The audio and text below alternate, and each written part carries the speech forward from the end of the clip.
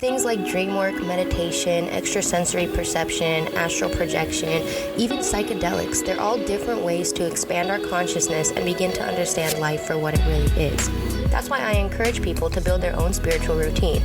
Do their own research, find their own practice. So many different ways to meditate, different ways to induce a lucid dream, different tools, objects, rituals we can use, all these things available throughout our spiritual journey that we can use. Today's guest is Ryan J. Burton, who's a meditation expert and teacher. I'll let him take it from here. Well, hey everyone, my name is Ryan Burton. I'm a meditation instructor, have been since 2012. In my early years, I went through Southeast Asia seeking teachers and spiritual knowledge and meditation.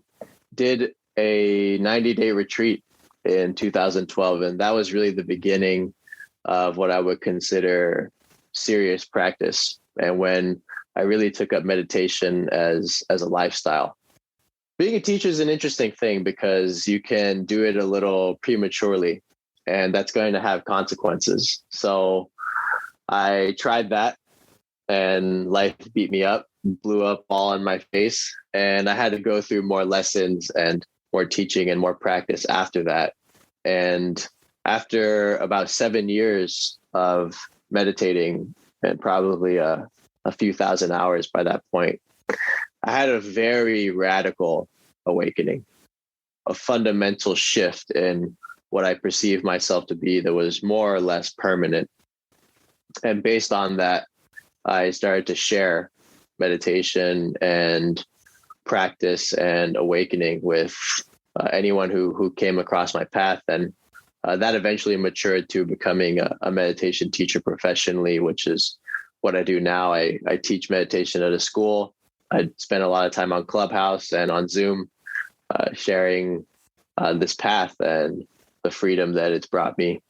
Well, thank you, Ryan, for sharing your story with me. I'm really excited to learn more about what meditation has done for you and all the benefits of it. I've noticed that one thing people say a lot when they first start meditating is that they can't clear their mind or they can't stop their thoughts. So they tend to say, well, I'm not good at this. I don't know how to meditate. I'm not doing this right.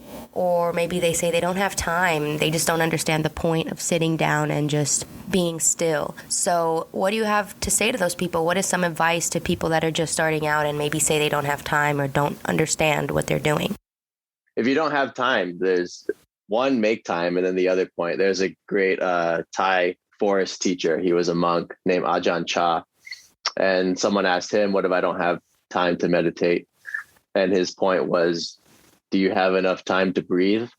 So there's formal sitting meditations, like when you actually sit down and do it. And then you just have the entirety of the day. Mindfulness and awareness doesn't require you to do anything different.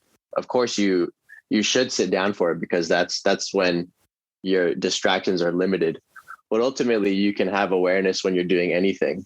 You can make breakfast and set the intention that when I make this food, I'm not going to be distracted while I make this food. I'm going to shut the apps off on my phone. I'm not going to pay attention to anything else but exactly what I'm doing, which is making the food. So you can make a meditation out of activity, out of walking, out of driving.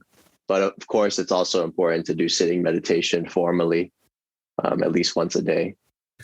Yeah, it makes sense. I definitely do that a lot, because I'm a lucid dreamer. So I always practice my mindfulness and my lucid living and stuff. So if that counts as meditation, like if I'm just doing anything and I'm really focused on it and I'm really being mindful of what I'm doing, is that all it takes to be considered active meditation throughout the day? Yeah, you could consider that. People would call it meditation with movement or just integrating meditation with daily life. So that's sufficient.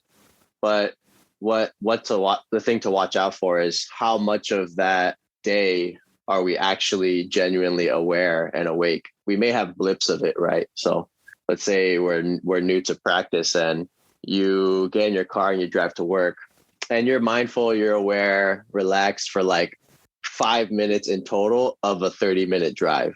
So you're aware, you're relaxed, then the mind goes here, you bring it back, you're aware and relaxed again, you get distracted by something else again, and then you come back. So there's this constant returning. If you actually totaled up those moments, you'd probably get a few minutes. You probably get a few minutes, right? If you actually add up all your wakeful moments in a day, you probably got a few minutes at most. So this is the real function of sitting down for meditation and cultivating this as a skill and as a way of life. That amount of time that you have in lucidity, in wakefulness, increases from a few minutes to hours. And eventually, when you're at like the master levels of this, you're never distracted. You're always aware. So what have you found from your experience and just from your knowledge, all the benefits of this sitting down to actually take time to meditate? What are the main benefits from it? Not only spiritually, but just physically and everything. So I have two answers for that. So there's the more, I guess, generic answer, which is that by practicing meditation, you introduce yourself to calm, and you introduce yourself to presence, and you begin to develop that as a skill. So as a byproduct, you naturally have more happiness in your life, even if it's just a little bit of happiness, like 5%, 10%.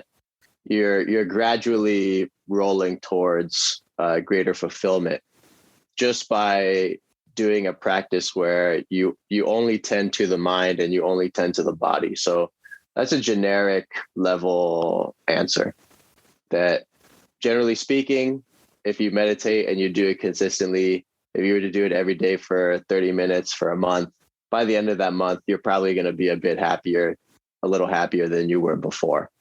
That's one reason, and it's one of the main reasons that people practice meditation. A lot of people practice meditation because they are stressed out and they need an outlet, or they need a way to deal with that. Meditation is a great way to deal with that. That's one answer. The other answer is pertaining to a more fundamental and a deeper aspect of what we are and of what spirituality is all about. So a lot of spiritual work has to do with things that happen in time. Supernormal powers, out-of-body experiences, lucid dreaming, shamanic journeying, psychedelic trips, meeting DMT aliens, whatever it is. All of that stuff happens in time. It's something that happens. It's an experience that you have, and then it passes. So you can learn a lot from these experiences, and they can be extremely transformative, very healing. A lot of out-of-body experiences can be very healing. A lot of plant medicine experiences can be very healing. Meditation ultimately, though, awakens you to that which is not something that comes or goes. Everything that happens in life and that happens on the spiritual journey is just that. It's a thing that happens. It's experienced. But meditation, really the gem of spiritual work, at least in Buddhism and in those traditions, is to awaken to that which is unborn, undying, changeless, unmoving, ever present. There's so many different words for it. But this deepest aspect of what we are is not an experience that comes or goes. It's not something that is subject to movement and change. And that's where the deepest freedom is. There's always more lessons to learn. There's always more healing to do. And all of that happens in time. But there is the most fundamental consciousness, which is completely beyond time and completely beyond becoming. So when you experience through meditation this realization, is it like a feeling? Is it just you notice it and then you come back to reality and you just know something new? Or how does that look like? Oh, yeah, we could demonstrate it right now. So do I have your attention now? Yes. Yeah. You're like the lights just turned on. You're more attentive in this moment. Okay. So imagine that this natural wakefulness, that natural attentiveness that may not have been present like even just 15 minutes ago. Now there's very much some here-ness. Imagine that this awareness, that you were to look inward into it and that you were to not find any characteristics, any particular qualities. It's not like thought. So when you perceive thought, it's tangible. You can see a mental image. But the thing which is observing thought, the consciousness which is seeing the arising and passing of thought, is not tangible. It's not something that you can like grasp like everything else in your experience. So imagine that you can put yourself in this frame you're in the direct experience of this knowing. And that this knowing, which is not what you believe yourself to be your whole life, which is the things you think, the things you feel, the things you remember, the things you want. Imagine that the realness of those factors and those constituents in your life begins to dissolve. And this deeper knowingness begins to permeate the entirety of your life. That knowingness, this deeper nature, there are feelings that can come with this presence, like the body responds to it a certain way. The body can begin to feel different from the inside as it's beginning to awaken to and process this presence and this natural awareness. But those are side effects. The body feeling a certain way is a side effect. Presence feeling a certain way is just the feeling of presence. It's not the actual presence itself. So the awareness that you may be having when I say that word, when I say the word attention, when I say the word here or now, you suddenly funnel in and wake up. If you were to look at that wakefulness itself, you wouldn't find anything there. It's just this natural, empty clarity and luminosity. When you begin to rest in that more and be that more, it dissolves the boundaries of what we think we are, which is this body, which is our story, which is the things that we want. Those are all important, right? Like you have your body for a reason. You have the specific path of your incarnation for a reason. But this timeless, unborn awareness is really the gem of the path, at least in terms of what's immediate. There may be some nirvana that is accessible beyond death or beyond life. That's all possible, or nirvana accessible to higher level meditators and very, very awakened people. Sure. But as far as what's immediately accessible, the awareness that you are is immediately accessible. And that is where the freedom is. It's the first and final freedom, as J. Krishnamurti said. It can feel a certain way. The body will respond a certain way, but it's ultimately not a feeling. It just is. It's a knowing. It's knowingness itself. Interesting. Yeah, it makes sense because we're definitely more than our physical body. I've definitely experienced that. And I've read a lot about how that realization that you're more than your body is that consciousness that's experiencing the physical body. Is that still a self that I can identify with? How would you describe that? Like, what is that person or entity that's realizing all of this? It's a really good point. So it depends on how we want to look at this. So if you approach it from a Buddhist angle, for example, they would say that the experiencer is empty. So there's nothing there.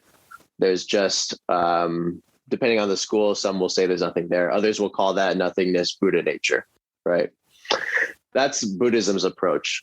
In Vedanta or in Hinduism, you'll find that they call the experiencer the Atman. So they call it the fundamental I, the fundamental I am. And the Atman, the you, realizes liberation when the I am realizes allness, which is called Brahman in their system. They also call it the absolute. So it depends. I don't actually know if there is a permanent, everlasting self. I don't know that. There may be. It's certainly possible, but I don't know it. And I've sought the self for 12 years. I've never found it. It may exist, but the awareness itself, what we do is we attribute I to it. We attribute identity to it. You use the words, is there something I can identify with? What is it that should be identified with? It really depends on the teacher and how that path is specifically laid out for that person, because some traditions, each level of awakening, the identification changes. So I'll give you an example. At one level, a person identifies, for example, in some Vedanta schools, a person identifies as the I am. So the I, like when you refer to you, whatever that is, you would begin to take note of, and you would just be meditating on that sense of me, that sense of I. You begin to identify with I am as a statement, as opposed to I am the body, or I am the mind, or I am your name, or I am a woman, you forget all that and you just identify with I am. So it's a more general statement. So you can see how by shifting from the identification with the body, by shifting from the identification with race, with sex, with gender, whatever it is, there's a general awakening of consciousness to a more expanded sense of self. So you identify as the I am. Now you're no longer a person. You're no longer a body. You're no longer this or that. You're consciousness. I am is now your main identification. Okay.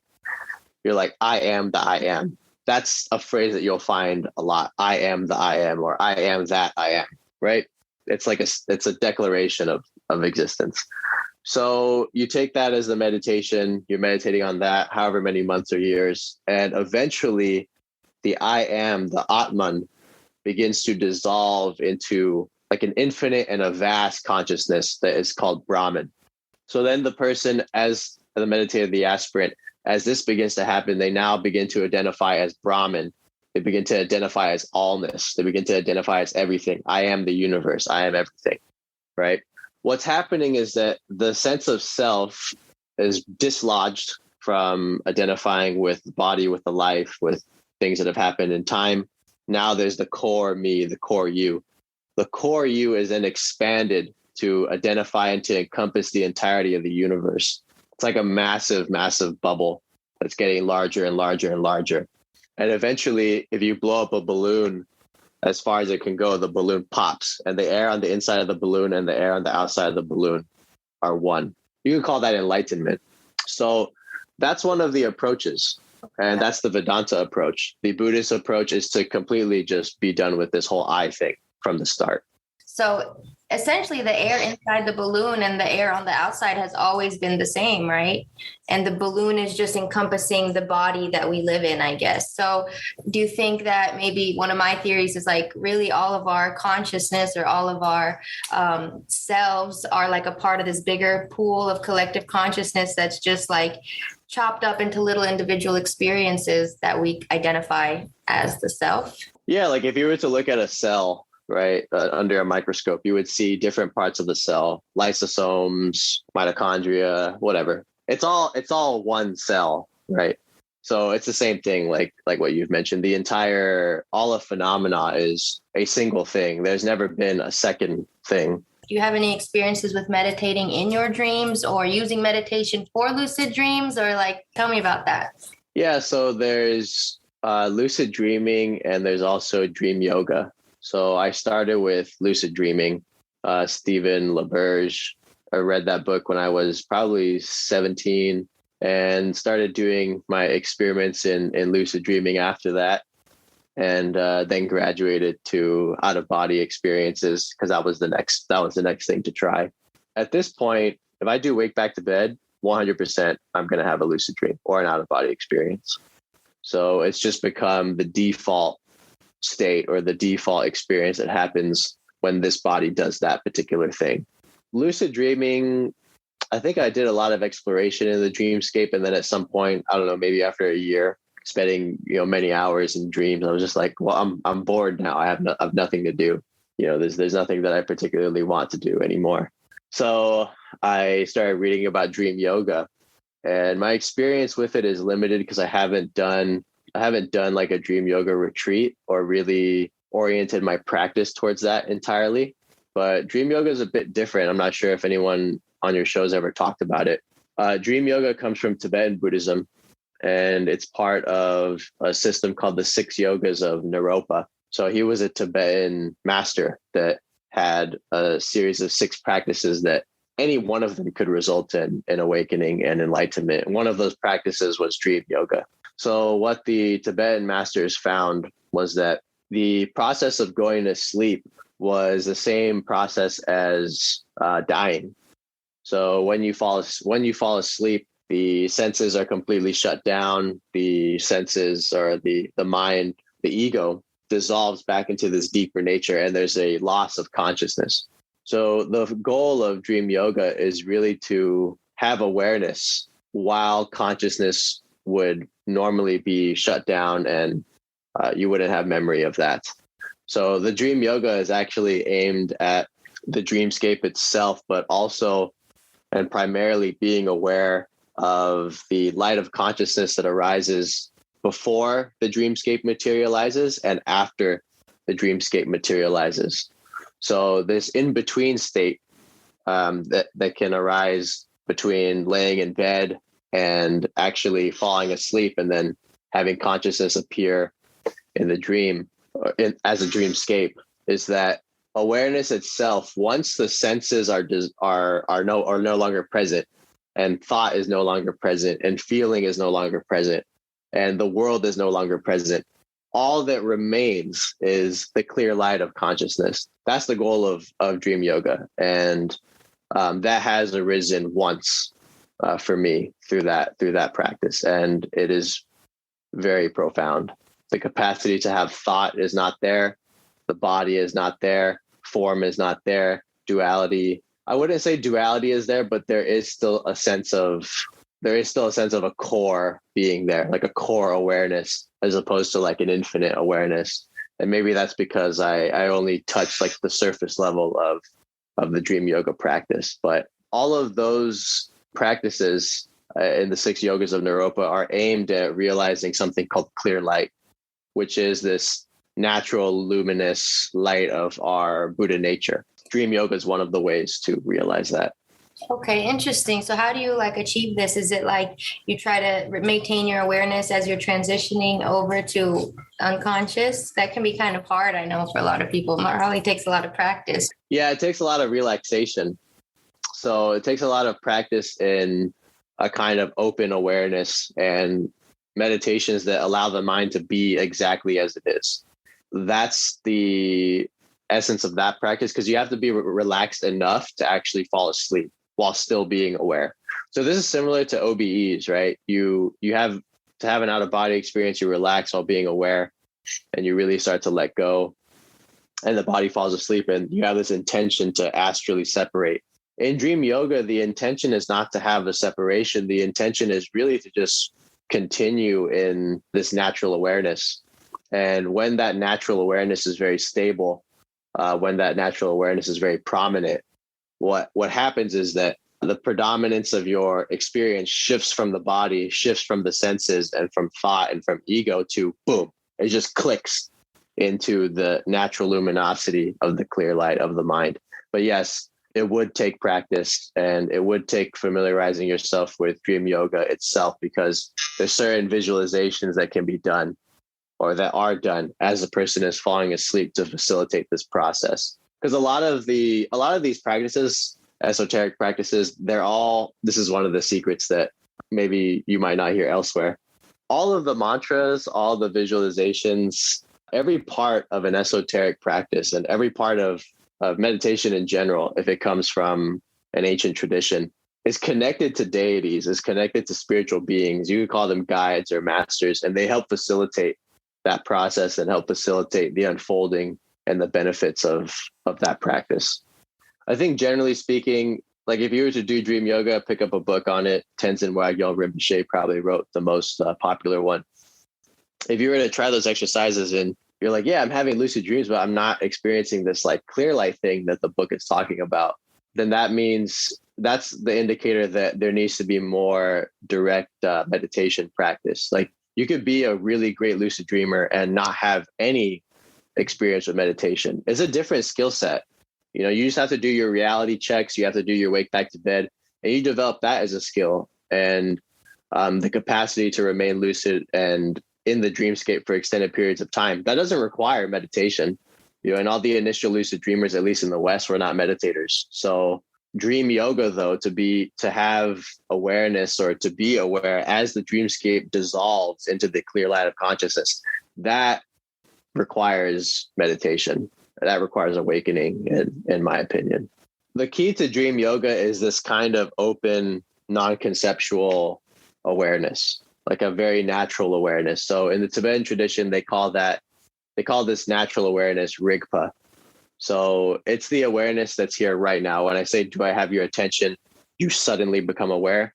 That is Rigpa. You probably only have most people probably only have a few seconds of it on a given day. And most people have never experienced it in their life, this like natural wakefulness, right?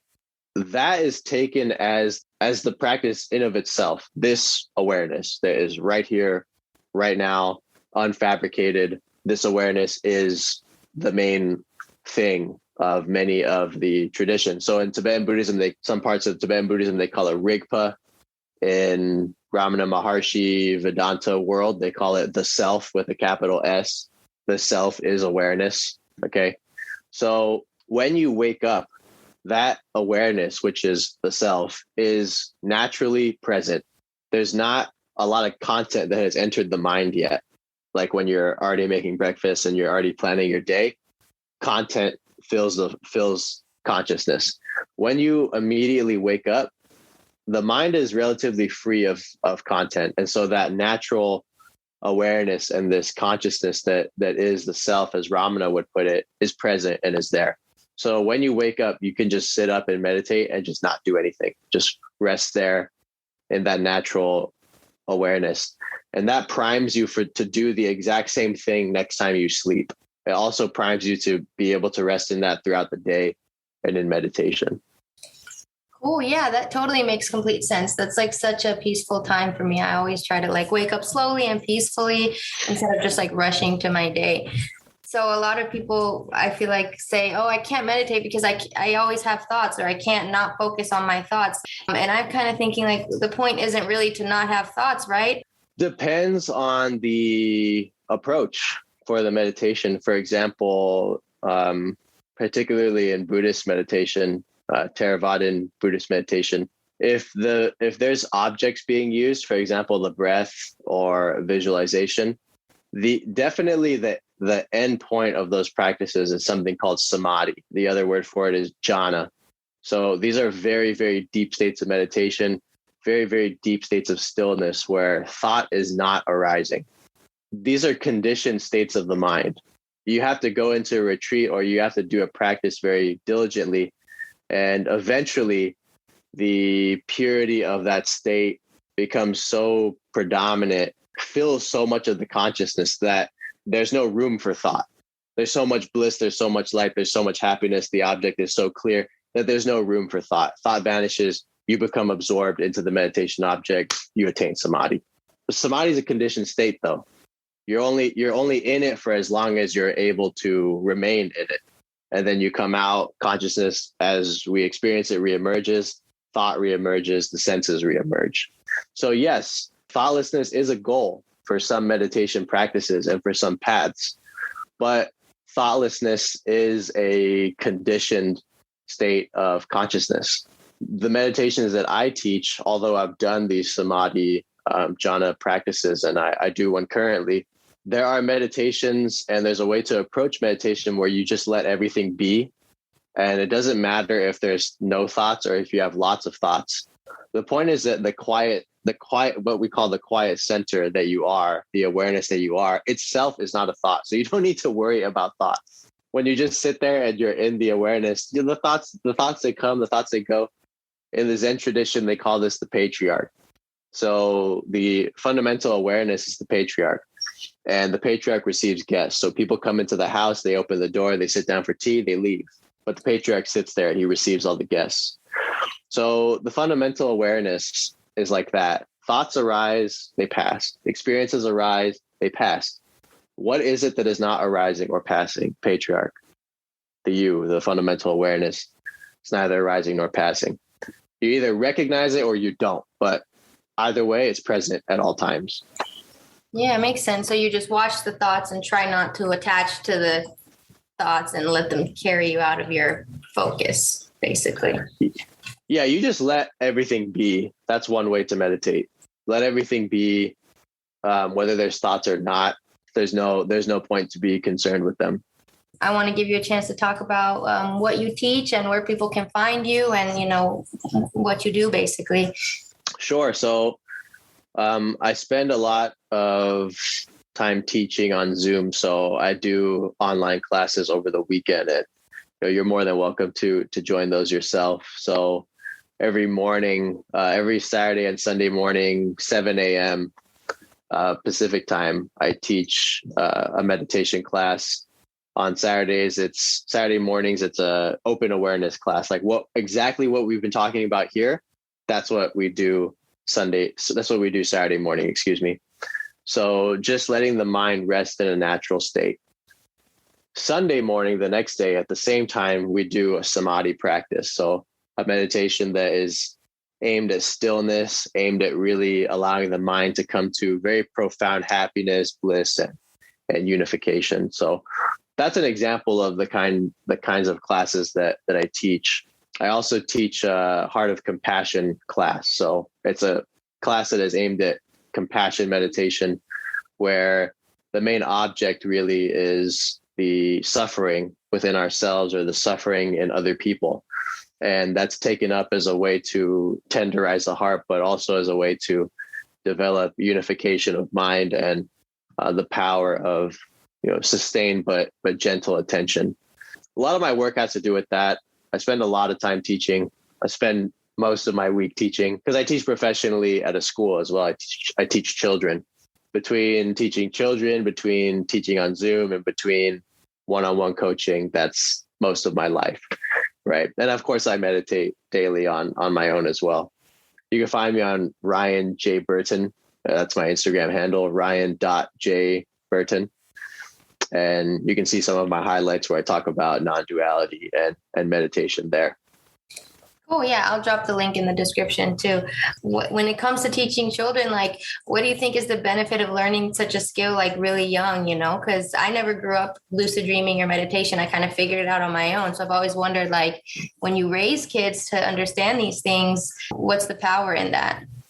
This is what I tell my kids. The world and society and even academia, they want people to understand themselves and life within a specific framework, like within a specific conceptual understanding that they have. So if you specialize in Jungian psychology, you're going to see the world through that framework. If you specialize in behavioral psychology, you're going to see the mind through that framework. If you have a specific political leaning, whether left or right, you'll see the world within that framework. So meditation and this kind of work and this practice, it allows us to have direct experience and direct contact with the mind and with the body, irrespective of conceptual frameworks. So conceptual frameworks are abandoned.